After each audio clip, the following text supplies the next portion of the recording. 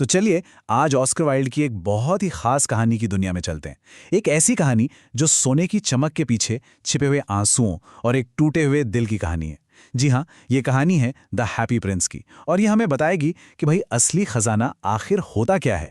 तो जरा सोचिए, शहर के बिल्कुल बीचों बीच एक ऊंचे से खंबे पर हैप्पी प्रिंस की एक शानदार मूर्ति खड़ी है। पूरी की पूरी सोने से मढ़ी हुई, एकदम चमकती हुई। आंखें हैं चमकीले नीलम की और तलवार पर एक लाल माणिक जड़ा है। मतलब जो भी देखता था ना, बस देखता ही रह जाता था। वो मूर्ति शहर की शान थी, उसका गौरव थी।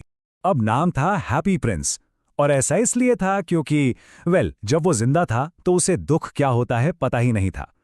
लेकिन अब जब वो शहर के ऊपर बस एक बेजान मूर्ति बनकर खड़ा है, तो क्या वो सच में खुश था या फिर उसकी वो सोने की मुस्कान किसी गहरे राज को छुपा रही थी।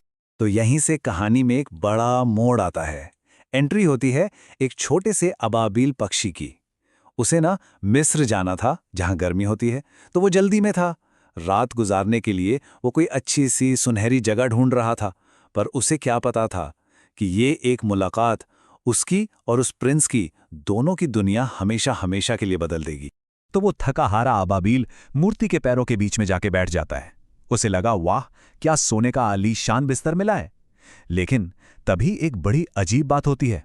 आसमान बिल्कुल साफ है, तारे चमक रहे हैं और अचानक उस पर पानी की बूंदें गिरने लगती हैं। एक बूंद, फिर दूसरी। वो सोच में पड़ जाता है, भाई ये बारिश आ कहां से रही है। और जैसे ही अबाबिल ऊपर की तरफ देखता है तो सारा राज खुल जाता है।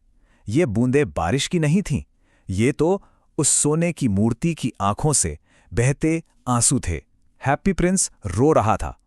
उसने अबाबिल को बताया कि कैसे उसकी सुनहरी काया एक ऐसे शीशे के दिल को छिपाए हुए है जो अपने शहर के दुख दर्द को देखकर टूट रहा था। और बस यहीं से शुरू होता है दया और त्याग का एक ऐसा सफर जिसे कभी भुलाया नहीं जा सकता। प्रिंस अपने इस नए नन्हे दोस्त को अपना मैसेंजर बनाता है और फैसला करता है कि वो शहर के दुख को कम करके ही रहेगा। प्रिंस की नजरें गरीब दर्जी पर पड़ती है। उसका बेटा तेज बुखार में तप रहा है और बेचारा बस संतरे खाने की जिद कर रहा है। लेकिन उसकी मां इतनी बेबस है कि उसके पास अपने बेटे को देने के लिए नदी के पानी के सिवा और कुछ भी नहीं। ये देखकर प्रिंस का दिल भर आता है और वो अबाबिल से अपनी पहली मदद मांगता है। अबाबिल एक पल भी नहीं सोचता। वो फौरन प्रिंस की तलवार से वो कीमती माणिक निकालता है और अंधेरे शहर के ऊपर से उड़ता हुआ उस छोटे से घर में पहुंच जाता है।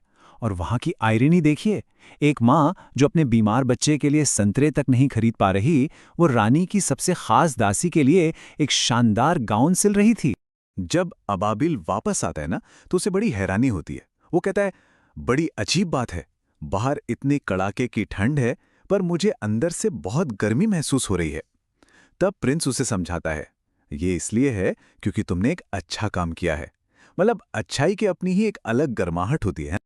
और ये तो बस शुरुआत थी। प्रिंस का बलिदान बढ़ता ही चला गया। पहले दिया तलवार का माणिक, फिर अपनी एक नीलम की आंख एक बेचारे नाटककार को दे दी जो भूख से तड़प रहा था।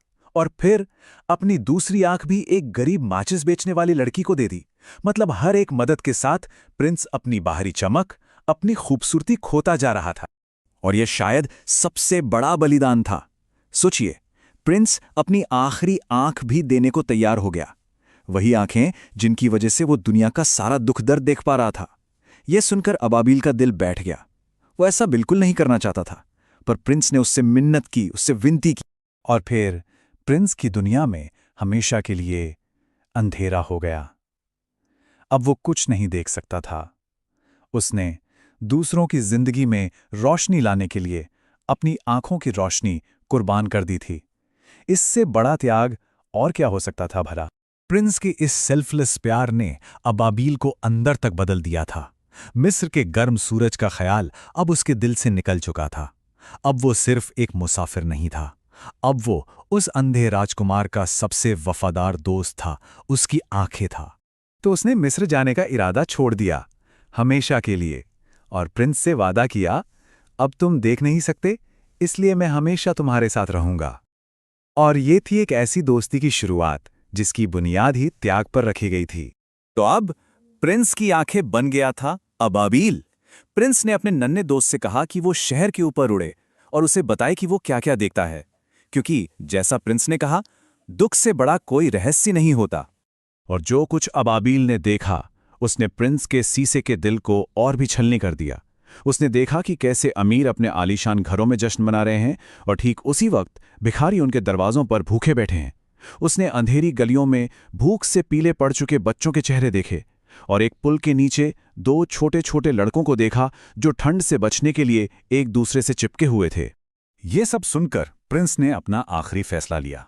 उसने अबाबील से कहा, मेरे शरीर पर जो सोने की परत है उसे पत्ती दर पत्ती एक एक करके उतारो और मेरे गरीबों में बांट दो। मतलब अब प्रिंस अपनी बची खुची खूबसूरती, अपनी बाहरी चमक, सब कुछ कुर्बान करने को तैयार था। और अब कहानी अपने उस मोड़ पर आ पहुंचती है जहां दुख और खूबसूरती एक हो जाते हैं। और यहीं हमें इस कहानी का सबसे गहरा, सबसे जरूरी सबक मिलता है। तो जब प्रिंस का सारा सोना उतर गया तो वो मूर्ति एकदम फीकी, ग्रे और भद्दी लगने लगी। शहर के मेयर ने जब उसे देखा तो बोला, छी, ये हैप्पी प्रिंस कितना गंदा लग रहा है। उन्होंने फौरन फैसला सुना दिया कि इस भिखारी जैसी मूर्ति को यहां से हटाओ, है ना। दुनिया सिर्फ बाहरी चमक देखती है, अंदर की अच्छाई से उसे कोई मतलब नहीं होता। सर्दी बढ़ती जा रही थी और बेचारे अबाबील को पता था कि वो अब नहीं बचेगा। उसने अपनी आखिरी बची हुई ताकत से उड़ान भरी, प्रिंस को चूमा और उसके पैरों पर गिरकर मर गया।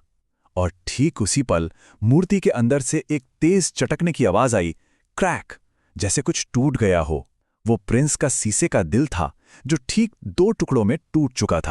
शहर के लोगों ने उस भद्दी मूर्ति को भट्टी में डाल दिया ताकि वो पिघल जाए। लेकिन एक अजीब बात हुई, सब कुछ पिघल गया पर वो टूटा हुआ शीशे का दिल नहीं पिघला। तो मजदूरों ने उसे बेकार समझकर उस मरे हुए अबाबील के साथ कूड़े के ढेर पर फेंक दिया। लेकिन ऊपर आसमान में ईश्वर सब देख रहा था और उसने अपने एक फरिश्ते को जमीन पर भेजा। तो उस फरिश्ते ने क्या उठाया? कूड़े के ढेर से वही टूटा हुआ शीशे का दिल और वो मरा हुआ पक्षी। सोचिए जरा, जिन चीजों को दुनिया ने बिल्कुल रद्दी, बेकार समझकर फेंक दिया था, ईश्वर की नजरों में वही उस शहर की 2 सबसे ज्यादा कीमती चीजें थीं। ईश्वर ने फरिश्ते से कहा, तुमने बिल्कुल सही चुना है।